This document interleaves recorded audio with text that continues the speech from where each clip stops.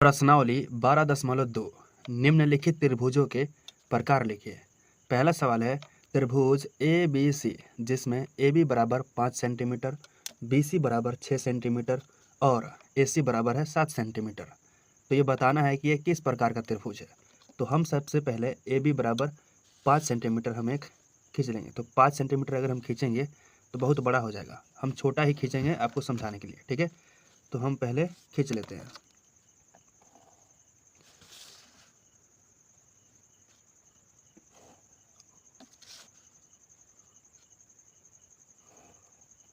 मान लीजिए A B बराबर ये कितना है 5 सेंटीमीटर और बी सी बराबर ये 6 सेंटीमीटर और ए सी बराबर 7 सेंटीमीटर। यहाँ ए हो गया, यहाँ बी हो गया, यहाँ सी हो गया, ठीक है। तो ये बताना है कि ये किस प्रकार के त्रिभुज है।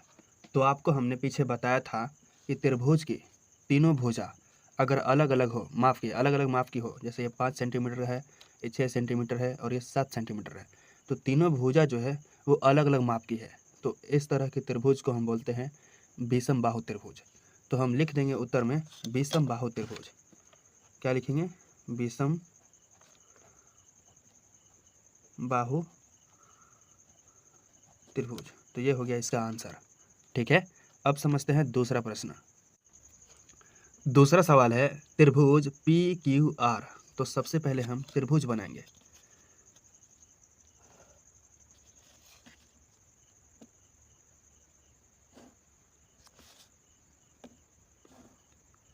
पी क्यू आर जिसमें पी और क्यू बराबर क्यू आर और फिर बराबर है पी आर, यानी सब भुजा कितना है 4 4 सेंटीमीटर है। तो ये भी 4 सेंटीमीटर, ये भी 4 सेंटीमीटर और ये भी 4 सेंटीमीटर। तो हमने पीछे बताया था कि त्रिभुज की तीनों भुजा अगर बराबर हो तो हम इसको बोलते हैं क्या? आप बताइए। त्रिभुज की तीनों भुजा अगर बराबर हो तो हम इसको बोलते हैं समबाहु त्रिभुज, ठीक है। तो ये जो आकृति आपको दिख रहा है ये हुआ आपको समबाहु त्रिभुज। तो हम लिख देंगे यहाँ समबाहु त्रिभुज, ठीक है। तो ये हो गया इसका आंसर, ठीक है। क्वेश्चन नंबर सी त्रिभुज ए बी सी जिसमें कोण बी बराबर कितना है 90 डिग्री। तो हम क्या करेंगे 90 डिग्री के कोण बनाएंगे। तो 90 डिग्री का कोण होता है सीधा सीधा, तो सीधा सीधा हम ऐसे रेखा खींच लेंगे और एक त्रिभुज बना लेंगे, ठीक है।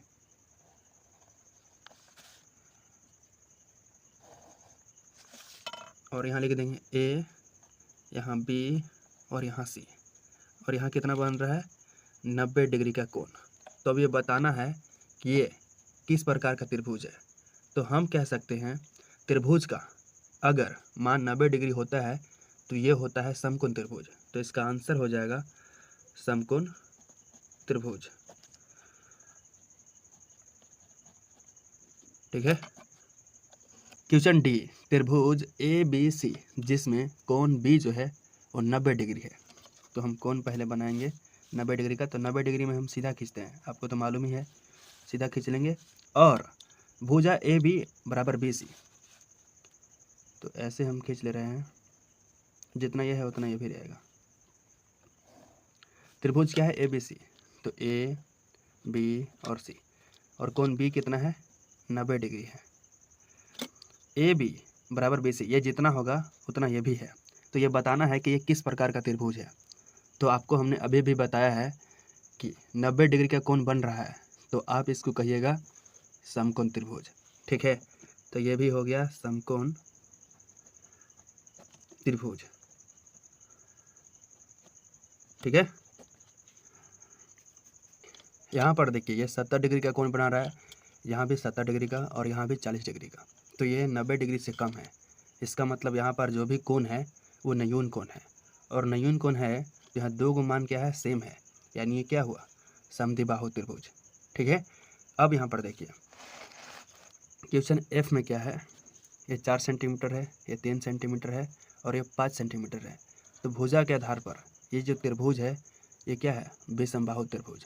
और कोण के आधार पर तो कोण यहाँ एक 90 डिग्री का कोण बन रहा है, तो ये हो जाएगा समकोण त्रिभुज, ठीक है। नीचे दिए गए त्रिभुज के कोनों और भुजाओं को क्रमशः चांद और रूलर से मापिए। कोण को और भुजा को हमने चांद और रूलर से माप लिया है, ठीक है। मापन के आधार पर त्रिभुजों का वर्गीकरण कीजिए।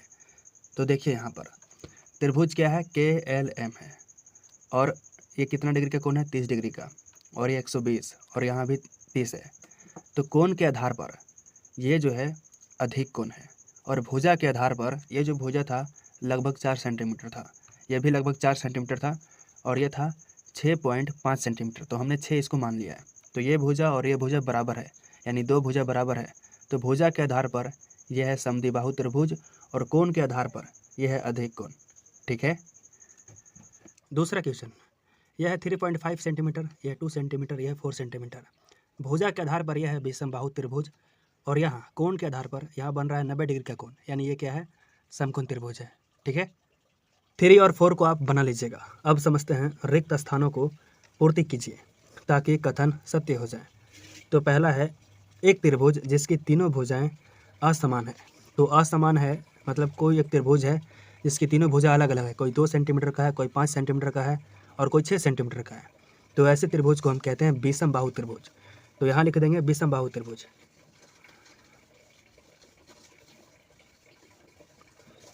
अब दूसरा है, एक न्यून कोण त्रिभुज में 3 कोण का न्यून कोण होना आवश्यक है। यहाँ हो जाएगा 3, ठीक है। अब यहाँ देखिए, संलग्न त्रिभुज ABC, ये जो त्रिभुज है संलग्न त्रिभुज है ABC, इसके भाग में बिंदु P है। तो P कहाँ है, यहाँ है, यानी त्रिभुज के भीतर है, यानी अंदर है। तो लिखेंगे त्रिभुज ABC के मध्य भाग, या लिखेंगे आंतरिक भाग, आंतरिक भाग में बिंदु P एवं ये कहाँ है, बाह्य भाग में। तो लिख देंगे बाह्य भाग में, बाह्य भाग में बिंदु Q अवस्थित है, ठीक है। अब यहाँ देखिए दूसरा है, चौथा है, एक त्रिभुज में शीर्ष एवं भुजाएं होती है। एक त्रिभुज में क्या होता है, शीर्ष। कितना है शीर्ष, 1 2 3। ये त्रिभुज है, यहाँ 3 ठो हो गया, 3 ठो शीर्ष होता है और 3 ठो भुजाएं, ये बन गया। आई होप इस वीडियो में जो कुछ भी बताया हूँ आसानी से समझ आ गई होगी। तो चलिए फिर मिलते हैं एक और नए दिन नए टॉपिक के साथ। तब तक के लिए जय हिंद, जय भारत।